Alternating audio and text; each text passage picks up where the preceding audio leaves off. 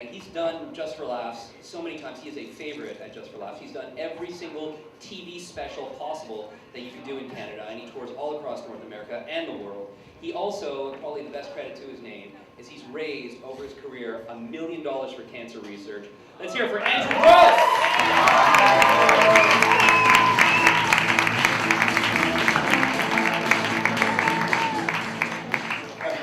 Sorry. Thanks very much. How about keeping it going for my good friend, the guy who just left, right over there?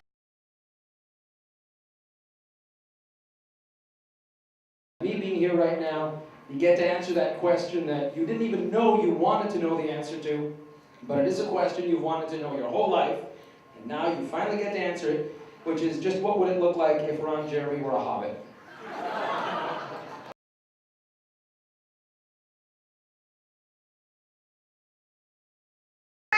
I am Australian. Did have a very traditional Australian upbringing.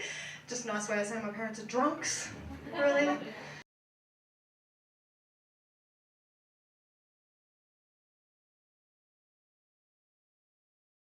I've been doing comedy now almost 20 years, so I was almost 30 when I first started comedy.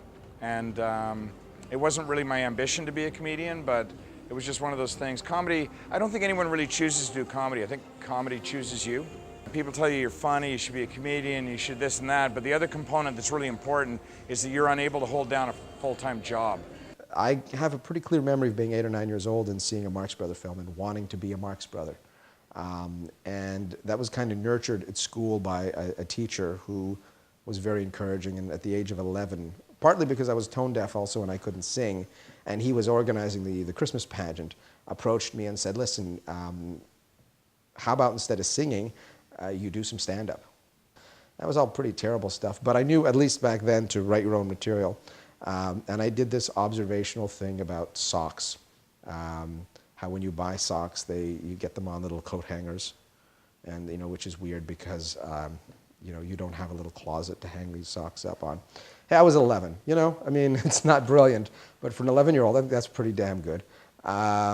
Someone told me I should try and rework it for now. I'm like, no, I was 11. Let's forget it. Started going to the local comedy clubs and just thought this is something I could at least attempt. I don't know if I'll succeed, but I will at least try. So I mean, I've always been like just a constant writer. Like with the travel and everything, I'm always documenting things, always writing. Always had good feedback at school about my writing. So I just saw comedy more as a medium that I could communicate my writing just on a different level. My son's an asshole too, if that helps. He seriously is. He's a complete dick. I'll tell you what he did. This is, again, not part of my act. The other day, he's watching wrestling, just throwing cheesies in his mouth. He's watching WWE, just boom, boom, boom, boom, boom. And I can't even watch TV because I'm focused on this train wreck, like, holy shit. He's like, mama, mama, mama. And finally, I just hear myself say, it's very bothering me. I'm like, hey, buddy, you are what you eat. He doesn't even look back. What did you eat, a fat middle-aged guy?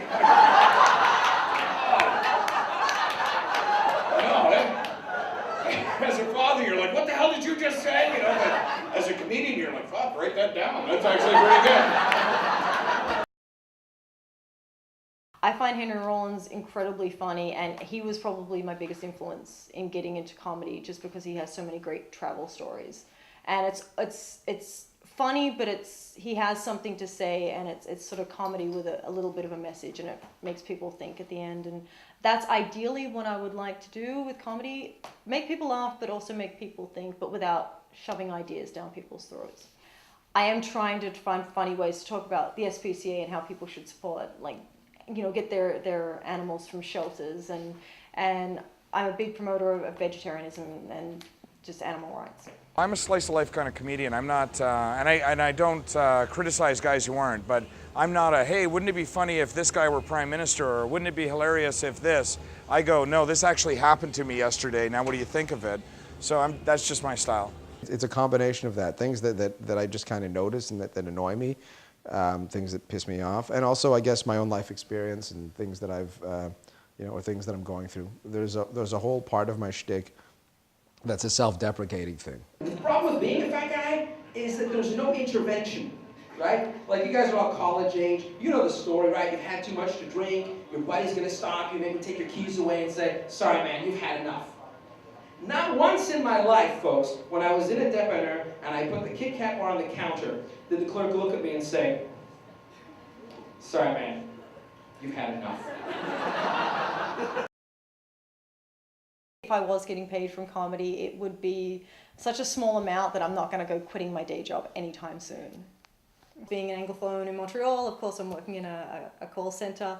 So it's really interesting. I do like being there because being a call center, lots of different personalities, you have to deal with lots of different people all the time.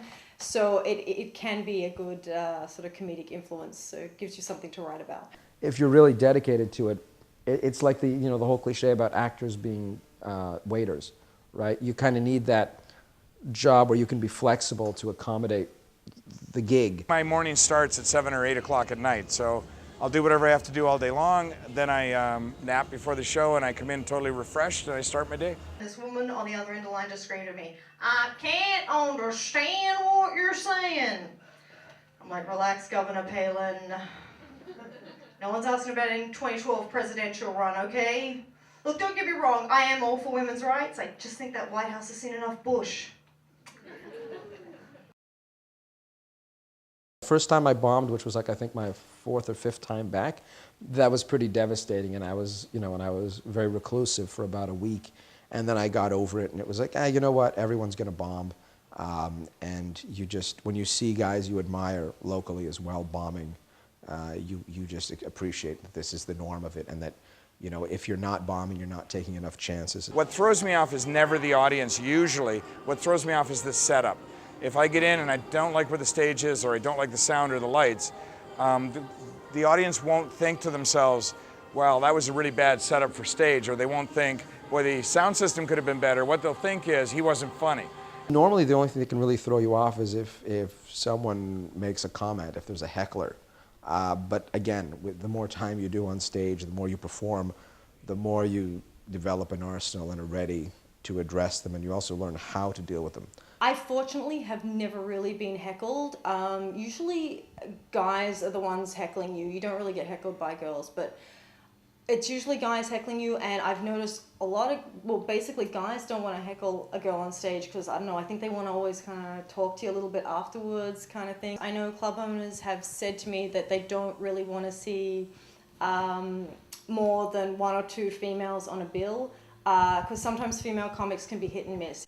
But it can also work in your favor. Go up there as a smart female comic and you will just advance over the guys, because there's not that many women in comedy, and women doing smart material will advance. Actually, we do have so many beautiful women in this city that I think sometimes we don't even notice them. You know what I'm talking about? The proof of this is right on St. Catherine Street, because right on St. Catherine Street, we have 10,000 strip clubs. And we don't even notice them anymore in Montreal. We have giant purple flashing tits that are 20 feet high, and people don't know where they are. How do you know where the strip clubs are? Because there's a dude standing in front of the club to remind you that you like naked women. Montreal comics are so spoiled by great crowds, great venue. Just for Laughs is right around the corner. You can take the talent director out for lunch if you want to. We have to wait a year for him to come into town or her to come into town, and we have 7 minutes to impress them enough to get it Just for Laughs. We do have a lot of stages, but a lot of times shows get canceled because people aren't coming out. And it's because they falsely assume that the only time you'll see good comedy is during the Comedy Fest. There's amazing comedy at the Comedy Fest, but there's amazing comedy that takes place all year in the city. Just for Laughs is known all over the world. The Australian comics do aim to be there because it can make careers. I think you hear all the time women want to marry a doctor. And I think that's good. So that's a good magnet for chicks there, eh, fellas? Except, did you hear me say they want to marry him? Oh, really? Yeah, thanks very much. That was a good time right there. Punchline's at the bottom of this, I swear to God. See, that's not a good thing. You don't want chicks wanting to marry you. Like, holy shit, the chicks want to marry a doctor. Yeah, but they want to fuck entertainers. So, cheers. There you go.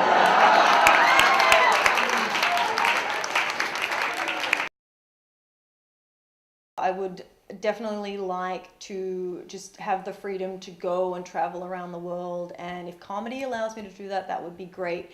But even if comedy doesn't work out, I'm still going to be a world traveler. So my goal now is just to focus on being a good writer, having a solid 7 minutes, and if it's meant to be, it's meant to be. I think it's too early in the game to, you know, think that I'm going to be a comic full time. I think I've got a lot that I have to learn, and that's just from doing more and more stages. I don't know how long it'll take, but I'm in it for the long haul. If it's another 5, 10, 20 years, I don't know. I mean, you know, then again, I could decide in a year or two from now, you know, maybe I'll just get too bitter and I'll decide, no, this isn't for me.